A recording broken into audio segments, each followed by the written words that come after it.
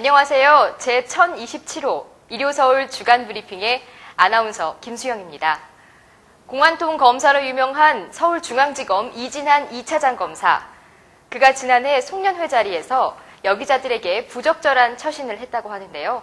과연 사건의 진상은 어떤 것이며 2차장 검사의 징계 수준은 어떠할지 일요서울이 짚어봤습니다.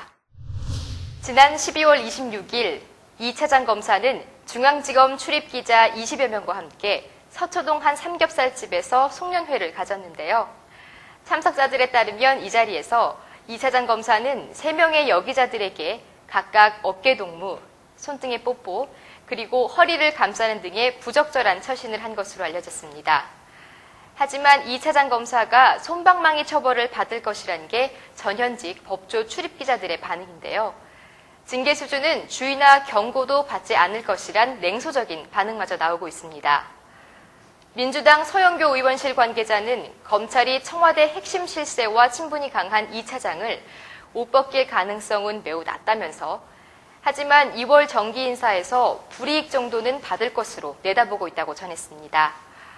2차장의 거취에 대한 운명을 쥐고 있는 여기자들은 침묵을 하고 있고 이를 보도할 법조 출입기자들 역시 검찰 수뇌부의 조치만 바라보는 현 상황. 결국은 2차장 검사가 건재할 것이라는 관측이 지배적일 수밖에 없는 것 같습니다. 실제 부부나 애인 관계는 아니지만 직장에서 아주 친밀한 관계를 유지하는 이성 동료, 바로 오피스 스파우즈라고 하는데요. 요즘 회사에서는 오피스 스파우즈 커플이 생각보다 많은 것으로 조사됐습니다. 취업 포털 잡코리아에서 발표한 설문조사에 따르면 오피스 스파우즈가 있다라고 답한 직장인이 29.7%로 직장인 10명 중 3명이 배우자가 아닌 동료와 정서적으로 의지하고 있는 것으로 나타났는데요. 오피스 스파우즈의 존재, 물론 직장 생활에서 긍정적인 효과를 낼 수 있겠죠. 하지만 둘 사이에 인간의 감정이 개입되기 시작하면 직장은 물론 서로의 가정과 회사에 큰 악영향을 미칠 수 있습니다. 스캔들에 휘말릴 확률도 높고 가장 심각한 결과는 불륜으로 이어지는 경우인데요. 기혼자들이 오피스 스파우즈가 더 많다는 조사 결과가 있는 만큼 부부간 의사소통의 회복을 위해 각고의 노력을 기울이는 건 어떨까요?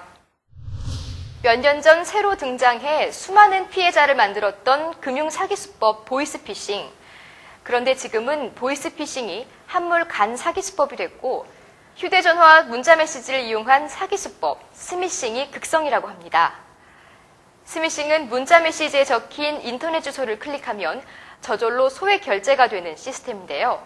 지난해 보이스피싱 피해 사례가 4천여 건인데 반해 스미싱 사기 피해 건수는 무려 2만 8천 건을 넘어섰다고 합니다.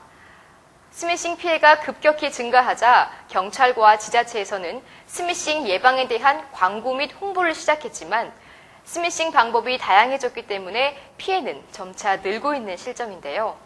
모바일 청첩장과 돌잔치 초대장, 택배 배송 조회와 피자, 치킨, 햄버거 무료 쿠폰은 의심 없이 누르는 사람들이 많기 때문에 스마트폰 이용자들의 각별한 주의가 필요할 때입니다.